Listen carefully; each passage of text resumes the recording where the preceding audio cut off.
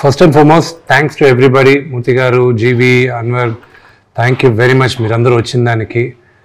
మీరందరూ నాకు అందరికన్నా ముందు జీవి తెలుసు. ఇప్పుడు నేను 12th చదివేటప్పుడు ఆయన ఫస్ట్ వెబ్సైట్ ఓపెన్ చేసినప్పుడు, దాని తర్వాత అఫ్కోర్స్ నాకు పరిచయంలో అన్వర్ బాగా పరిచయం నాకు ఈనాడు రోజుల నుంచి. దాని తర్వాత మూర్తి గారు పరిచయం. మీరు మాకు చిన్నప్పుడంతా మీరు జర్నలిస్టులుగా ఉన్నప్పుడు పరిచయం, కానీ సన్నిహితం మీతో ఎక్కువ మాకు ఉండేది కదా. మీరందరూ నాన్నగారి జనరేషన్, మీరు ఆయనతో ఎక్కువ చనువు ఉండేది మీకు. అంటే లేదా అప్పట్లోనే పాపం మాకు అన్న వయసులో ఉండేవాడు, ఇప్పుడు కూడా అన్న వయసులోనే ఉన్నాడు. ఆయన కష్టం, కొడతాడు అంకుల్ అని పిలుస్తాడు. చాలా పేర్లు ఉన్నాయి, ఏమని చాలా పేర్లు ఉంటాయి. మూర్తి గారిని అంకుల్ అని అదైతే నేను. But thank you. యూనో కన్నప్పకి జనరల్గా మేము అందరితో ఇండివిజువల్గా ఇంటర్వ్యూస్ చేశాను, కానీ ఒక గ్రూప్గా I thought let's do something ఏదైనా ఇన్నోవేటివ్గా ఉంటుంది, let's have a free talk. Kannappa గురించే కాదు, but you know whatever we are doing right here, I just wanted to talk. So thanks for coming. అంటే బిఫోర్ గోయింగ్ టు స్టార్ట్ మీరు ఒక oath తీసుకుంటే better ఏమో అనిపిస్తుంది నాకు. Sure sure. ఏంటిది ఆ ఓత్? అంటే అంతా నిజమే చెప్తాను, నిజమే చెప్తాను కాదు, తప్పించుకోను. సో తప్పించుకోను, అది మీరు భరించగలిగితే ఓకే. నిజాలు భరించే శక్తి లేదంటారా?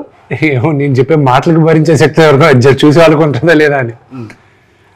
కానీ మీరు ఏం మాట్లాడినా సరే అది ట్రెండ్ అవుతుంది బాగా. Currently I'm the trending person అనమాట. I'm happy for it. Dil Raju గారి భాషలో చెప్పాలంటే నన్ను చూపిస్తే నా గురించి మాట్లాడితే వ్యూస్ వస్తాయి అని అంటారు ఆయన ఎక్కువ. ఆయన ప్రతి దాంట్లో కొంచెం పాపులారిటీ ఉన్న వాళ్ళందరికీ ఉన్న అడ్వాంటేజ్ అది. ఒకసారి ఎవరో ఏదో మాట్లాడితే సునీల్ గట్టిగా అన్నాడు, మాట్లాడుకొని తమ్ముడు నా గురించి మాట్లాడితే వాళ్ళ ఇంట్లో దీపం వెలుగుతుంది. ఎలాగని నెగిటివ్గా మాట్లాడితే పాజిటివ్గా మాట్లాడితే ఏంటి, నా గురించే కదా మాట్లాడుతున్నాడు, మాట్లాడుకోండి అన్నాడు. మీరు అంటే ఆ మాట చెప్పారు కాబట్టి అడుగుతున్నాను, దీపం వెలుగుతుందని. దిల్రాజు గారు కూడా చాలామంది ఈ నోషన్లో ఉన్నారు, ఈ ఐడియాతో ఉన్నారు. అంటే వీళ్ళ గురించి రాస్తే లేకపోతే వీళ్ళ గురించి చూపిస్తే వాళ్ళకి 4 డబ్బులు వస్తాయి. Not in general. ఎప్పుడు మీరు జర్నలిజంలో ఉన్నారు కదా, జర్నలిజంలో ఉండేది ఏంటంటే you will accept it, because మీరు మెయిన్ స్ట్రీమ్లో నుంచి మీరు ఇద్దరు వచ్చారు కాబట్టి. Unfortunately negative news goes faster than positive news. So that's the reason negative news అందరి గురించి రాస్తే వెళ్తాగా, ఓన్లీ సెలెక్ట్ ఫ్యూ గురించి రాస్తే ఇట్ విల్ ట్రావెల్. సార్ నేను ఇప్పుడు అదే చెప్తున్నా సార్, జనాలు ఎలా ఉంటారంటే ఒక నిజాన్ని ఒప్పుకోవడానికి వాళ్ళకి ఉండదు. ఎలా ఉంటుంది, సింపుల్ ఎగ్జాంపుల్ చెప్తా.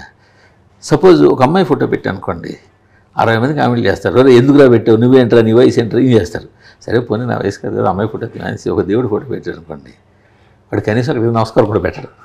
అదేంట్రా మీరు నమస్కారం పెట్టవు కదా అంటే, అయితే నువ్వు నమస్కారం పెడతాను స్పందిస్తావు, నువ్వు అమ్మాయి ఫోటో పెడతావు అంటే మళ్ళీ. సో ఈ వయసు వరుస ఉంటుంది, ఎవరిని సాటిస్ఫై చేయలేము. మీకు తెలుసా సార్, ట్విట్టర్లో ఆయన ఖాతాలో చూస్తే ఎక్కువ అమ్మాయి ఫోటోనే ఉంటాయి. అది ఎప్పుడు ఏడాది క్రితం ఇంట్లో గొడవ చేశారా? మన సమస్య లేదు, వీళ్ళు వీధిలో పడుతున్న సమస్య. వీళ్ళు చూస్తారు. నాకు ఫోటోగ్రఫీ ఇష్టం అండి, నేను ఏ ఫోటో పెట్టినా కూడా నా ఓన్ నేను క్లిక్ చేసిన ఫోటో తప్పించి నేను పోస్ట్ చేయను. నేను ఫోటో పెట్టాను, నేను క్లిక్ చేయాలి, నేను వీడియో తీయాలి. అంటే అమ్మాయి ఫోటోలు నేను క్లిక్ చేస్తాను. మీకు హాబీ ఉందా? అది ఉంది నాకు. ఫోటో నేను సార్ నేను క్లిక్ కెమెరా దగ్గర నుంచి నేను నేర్చుకుంటూ వచ్చా. ఓకే, డెవలపింగ్ నేర్చుకున్నా sir. That is the story అనుకోండి. ఇప్పుడు సరే కన్నప్ప దగ్గరకు వచ్చేద్దాం. సో మీరు స్ట్రైట్గా చెప్తున్నారు కాబట్టి మీ అకౌంట్స్ పుస్తకాల ప్రకారం కన్నప్ప బడ్జెట్ ఎంత? ట్రిపుల్ ఫిగర్స్లో ఉందండి. ట్రిపుల్ ఫిగర్స్లోనే ఉంది. ట్రిపుల్ ఫిగర్స్ 4 ఫిగర్స్ కాదు సార్, 100 కోట్లు ట్రిపుల్ ఫిగర్సే. అంటే అదే మరి అంత లేదు కానీ నేను ఈ నంబర్లు చెప్పి బుక్స్ ఎందుకు నేరుగా ఐటీ వాళ్ళు మా ఇంటికి పిలిపిస్తారా ఏంటి? ఆల్రెడీ ఇచ్చేదే కదా. అవును, అది బుక్స్ లో ఉండేది అంత, దానికి మళ్ళీ సోర్సు అది ఇది 100 క్వశ్చన్స్ ఎంత క్లీన్గా ఉన్నా ఒకటి చెప్తాను నేనండి. ఈరోజు నేరుగా తలుపులు ఓపెన్ చేసుకోండి, వీఆర్ ఫ్రమ్ ఐటీ అన్నారు అనుకోండి, నా ఆఫీస్ బాయ్ కూడా భయపడతాడు, వాడు ట్యాక్స్ కూడా కట్టాడు పాపం. వాడికి ముందు ఉండేది మన అందరికీ ఐటీ అన్న వెంటనే ముందు భయం, ఎందుకు వచ్చిన గొడవ అని. సో అనుకునేది మాత్రం ట్రిపుల్ ఫిగర్స్లోనే వెళ్ళాం. బట్ మోర్ ప్రాబబ్లీ ఇయర్లో one of the biggest budget movies అవుతుంది, అంతవరకు నేను చెప్తాను. సో ఫార్ ఇప్పటి వరకు రిలీజ్ అయిన సినిమాల్లో it will be one of the biggest. ఈ ఇయర్లో రిలీజ్ అవుతున్న సినిమాల్లో మిగతా సినిమాలు ఏమున్నాయి పెద్ద బడ్జెట్లోనే? రాజాసాబ్ వస్తుందిగా, that could be bigger, that is definitely bigger. OG కూడా వస్తుంది. ఓజీ బడ్జెట్ ఎంత ఉంది? I don't know. Around I think it is around 200 crores or something. This will be bigger. Sir ఇప్పుడు 3 గంటల 5 నిమిషాల సినిమా మామూలుగా అయితే ఈ రోజు 3 hours 10 minutes. ఈ రోజుల సినారియో ఎలా ఉందంటే 3 గంటలు ఎప్పుడైతే దాటిందో దాన్ని 4 గంటలు చేసి 2 parts కింద విడగొడుతున్నారు. అలాంటి ఐడియా మీకు ఎవరు ఇవ్వలేదు? అంటే షూటింగ్ జరిగేటప్పుడు అందరూ అన్నారు ఇది 2వ పార్ట్ చేద్దామా అని. నేనన్నా కన్నప్ప కథ ఎప్పుడు వాడు కన్ను శివుడికి ఇచ్చేశాడు, శివుడు వచ్చి శివైక్యం అయిపోయిందో అక్కడికి అయిపోయింది. దాని తర్వాత లేదు. దాని తర్వాత మీరు క్రానికల్స్ ఆఫ్ కన్నప్ప అని ఏమైనా బిఫోర్ దేవుడు భక్తుడు ఏమైనా పెడితే అది ఓకే, కానీ ఇది కుదరదు. But see the whole idea, నేను కథ రాసుకున్నప్పుడు ఏంటంటే నాకు బాగా ఎక్సైట్ అయింది రాసే దాంట్లో. ఎంత మహాభక్తుడు అయ్యాడో కన్నప్ప అందరికీ తెలిసిందే. అంటే 63 నాయనార్లో ఇతను ఒక 13వ నాయనార్గా నిలిచిపోయాడు, ఒక ఆటవికుడు వచ్చాడు, ఓకే. బట్ ఇంత మహాభక్తుడు అవడానికి ఎంతగా ద్వేషించాలి దేవుణ్ణి ఇతను, ఎందుకు ద్వేషించాడు ఫస్ట్ పాయింట్ రావాలి.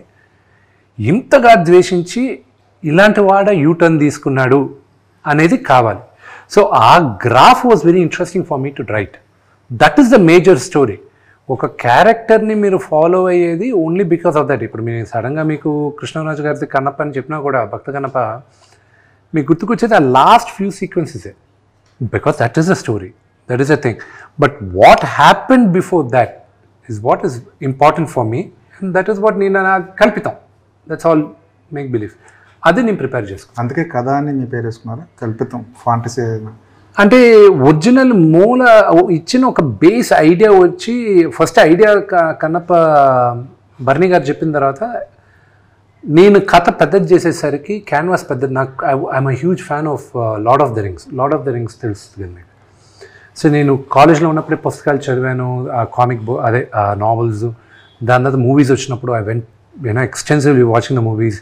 మళ్ళీ రింగ్స్ ఆఫ్ పవర్ వచ్చినప్పుడు కూడా అన్నీ చూశాను. ఫర్ మీ కన్నప్ప ఉండే వరల్డ్లో there was an opportunity for this, the world of Kannappa. And then I said okay, ఎందుకు మనం చేయకూడదు అన్న ఉద్దేశంతో చేసి బర్నీ గారు ఉండి, విష్ణు నువ్వు వెళ్ళేది నాన్న చాలా భారీ ఎత్తున ఉంది, నాకు 2-3 కోట్లు ఇచ్చావంటే నేను చేస్తాను, అంతగా నువ్వు అనుకున్న స్పాన్లో నేను చేయలేను, కథ నీకు ఇస్తాను, నువ్వు చేసుకోవాలి. 2015లో ఇచ్చేశాడు. అప్పటికి ఆయన వచ్చేటప్పటికి I had spoken to America నుంచి, I had brought in storyboard artist. వాళ్ళతో శ్రీకాళహస్తికి వెళ్ళాం. అక్కడ ప్రధాన అర్చకుల్లో అప్పుడు బాబు గారు ఉన్నారు, ఆయన పోయారు. ఆయన చెప్పిన ఆయన ఇన్పుట్స్ తీసుకున్నాం, అన్నీ తీసుకున్న తర్వాత కథ. సో ప్యారలల్గా I was working on the story boarding చేస్తున్నాను. దాని తర్వాత I was working on costumes ఎలా ఉండాలి, క్యారెక్టర్స్ ఎలా ఉండాలి, లొకేషన్ స్కౌటింగ్ కూడా వెళ్ళాను లాట్ ఆఫ్ కంట్రీస్.